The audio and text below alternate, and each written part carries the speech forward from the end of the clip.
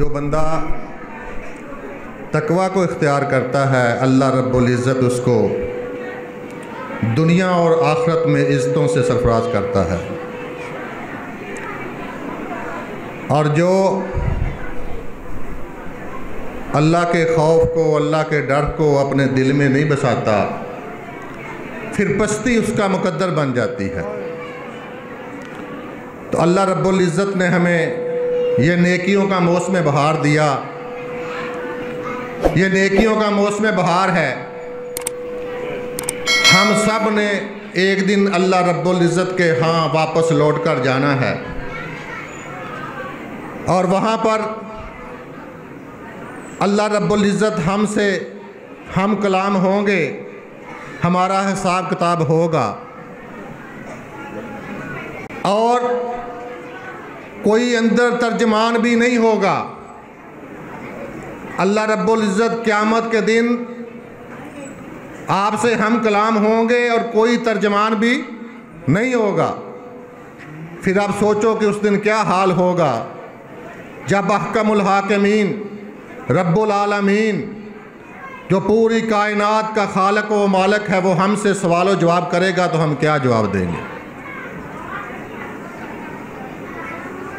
और जो अल्लाह ने जो हमें रमज़ान का तोहफ़ा दिया, रमज़ानुल मुबारक का महीना दिया, इसका एक एक लम्हा, एक एक घड़ी बड़ी कीमती है।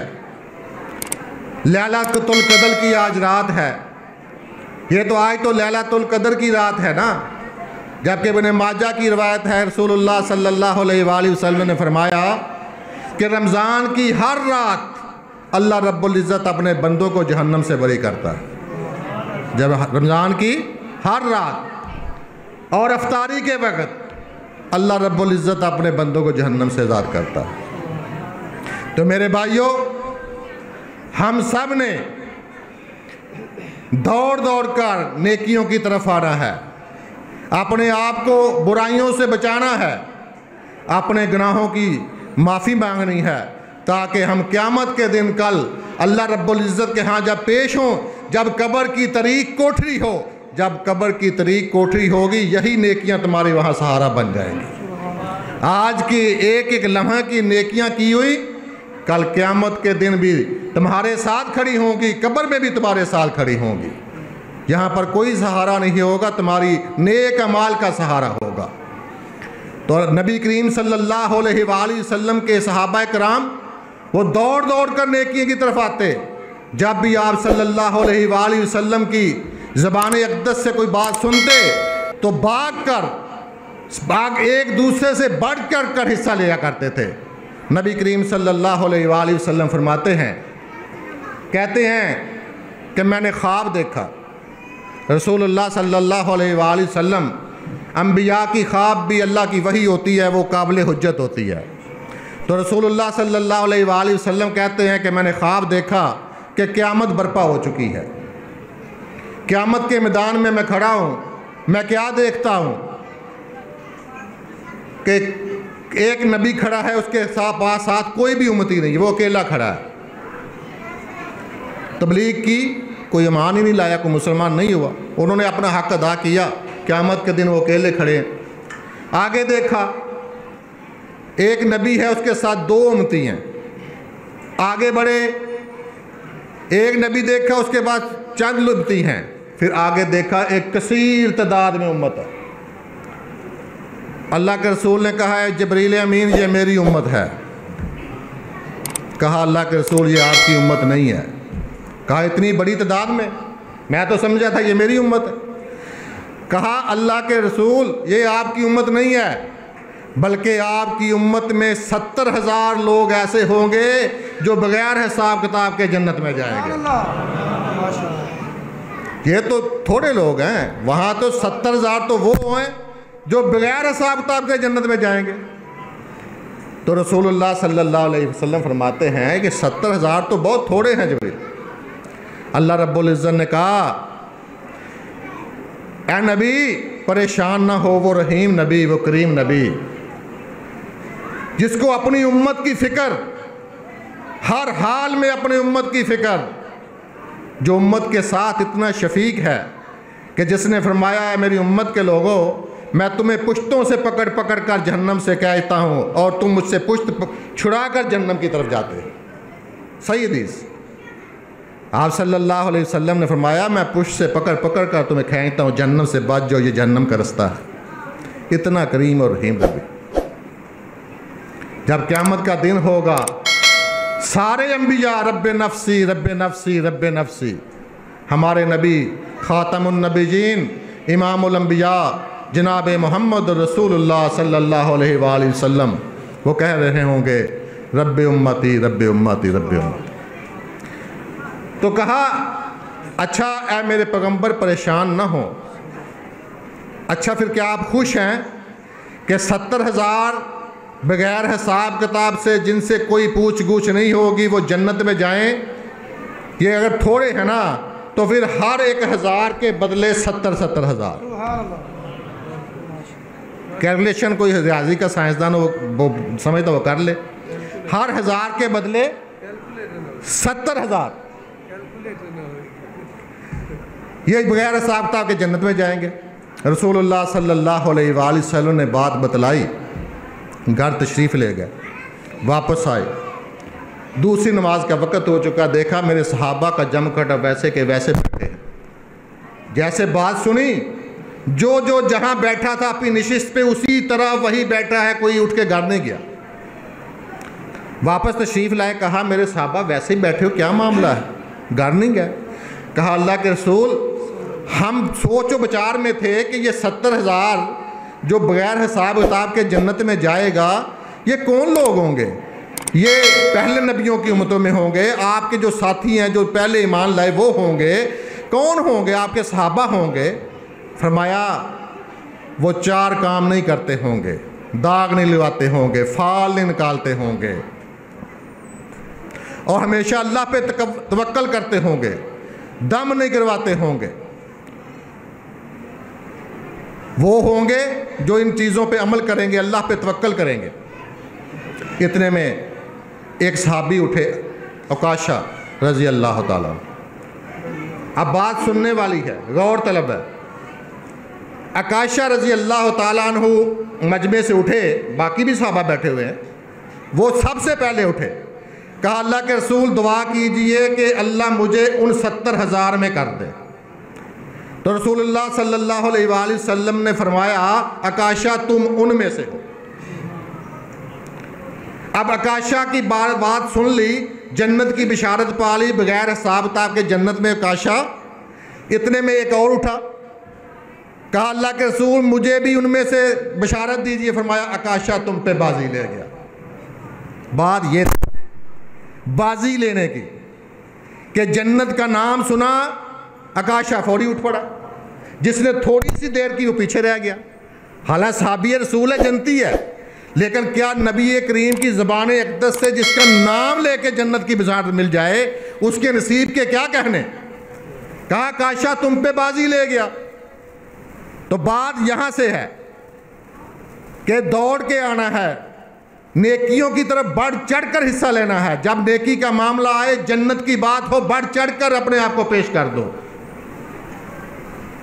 नबी अलैहिस्सलाम जंग का मैदान है, फरमाया दौड़ो उस जन्नत की तरफ जिसकी चौड़ाई ज़मीनों आसमान के बराबर है, 7 आसमान और 7 ज़मीनों के बराबर जिसकी चौड़ाई है, उसकी लंबाई का क्या कहना होगा। इतने उमैर रज़ी अल्लाह ताला बिन, वो कहते हैं बख्शन बख्शन। कहा उमैर क्या कहा? कहा अल्लाह के रसूल सोचा कि क्या मैं भी उन जन्नतियों में हो सकता हूँ जो उस जन्नत की जिसकी चौड़ाई ज़मीन और आसमान के बराबर है। कहा उमैर तुम उनमें से हो, उमैर तुम उन जन्नतियों में से हो। अब उमैर ने दिल में सोचा ये खजूरें खा रहा था, खजूर एक मुंह में थी एक हाथ में पकड़ी हुई थी। कहा जन्नत और जन्नत के दरमियान ये खजूर जो मैं खा रहा हूँ ये हाइल हो जाए। खजूरें मुंह से निकाल कर बाहर फेंकी, तलवार लेकर मैदान में घुस पड़े। तलवार चलाते चलाते शहीद हो गए। रसूलुल्लाह सल्लल्लाहु अलैहि वसल्लम ने को पता चला, कहा वो जन्नत में बाजी ले गया। कि जन्नत का नाम सुना, कहा खजूर मेरे और जन्नत के दरमियान हाइल हो जाए, ये कैसे हो सकता है। कोई परवाह नहीं की।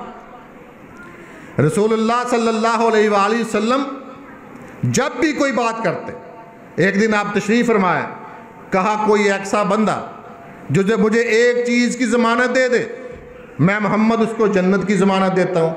अभी आपने वो चीज़ नहीं बताई, अभी आपने बतलाया नहीं किस चीज़ की ज़मानत मांग रहे, जान की ज़मानत, माल की, जान पेश करने की नहीं।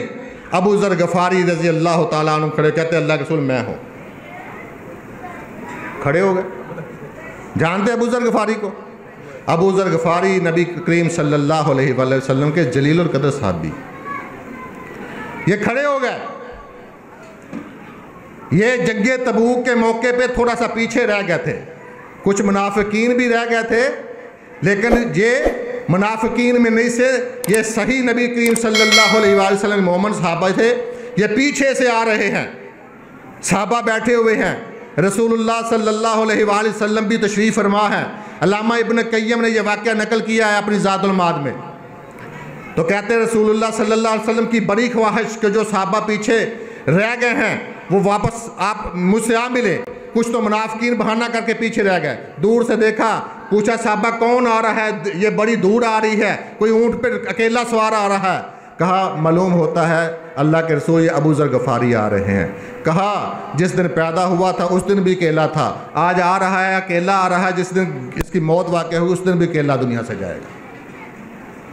फिर अबू ज़र गफ़ारी जब फितनों का दौर आया, मदीना में जब जंगें शुरू हो गई, तो इन्होंने अपना बीवी को लिया और जाकर जंगल में बसेरा कर लिया कि मैं फितनों के दौर में मैं यहाँ नहीं रह सकता, मैं अल्लाह की इबादत करूँगा। दूर जंगल में जाकर बसेरा कर लिया।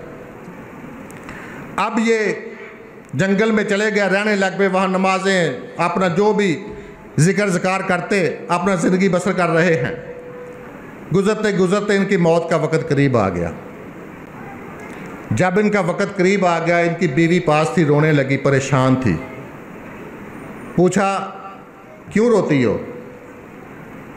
कहा ऐ सहाबी रसूल रोती इसलिए हूँ, आपका आखिरी वक़्त है, कोई भी पास नहीं है, कफन दफन का इंतज़ाम भी पास नहीं है, जनाजे की आखिरी मोमन का एक हक़ होता है वो भी अदा करने के लिए कोई बंदा पास नहीं है, अकेले हो, क्या करूँगी, औरत ज़ाद हो, नहलाने दलाने गुस्ल करने का इंतज़ाम भी नहीं है, इसीलिए परेशान।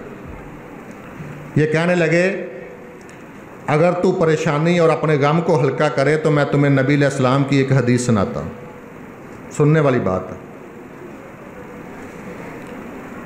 ये कहती है ठीक सुनाइए।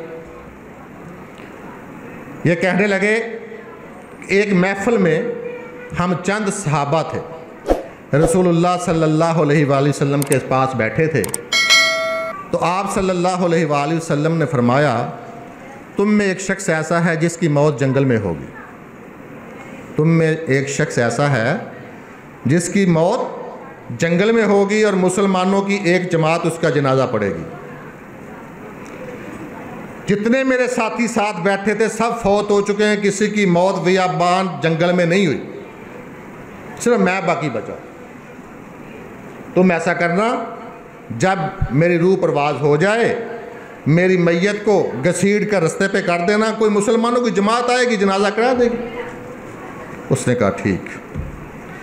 अल्लाह की वही पे कितना यकीन, अल्लाह के रसूल की हदीस पर कितना यकीन कि आप सल्लल्लाहु अलैहि वसल्लम के ज़िंदगी में आपको ये बात कही, अभी तक वो जहन में है, ज़ेनशीन है। आप दुनिया से रुखसत हो गए, अबू बकर सिद्दीक की हुकूमत आई, वो भी दुनिया से रुखसत हो गए। जनाब उमर बिन ख़त्ताब रज़ी अल्लाह तआला अन्हु की हुकूमत आई, वो भी दुनिया से रुखसत हो गए। उस्मान गनी की हुकूमत आई, वो भी दुनिया से रुखसत हो गए। ये अकेला बचा, ये जंगल बियाबान में, इसकी मौत हो जाती है। उधर से काफ़िला कूफा से चलता है, अब्दुल्ला बिन मसूद रज़ी अल्लाह तआला अन्हु की क़ियादत में।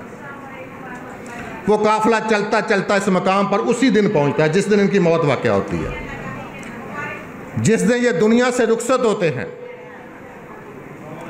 उसी दिन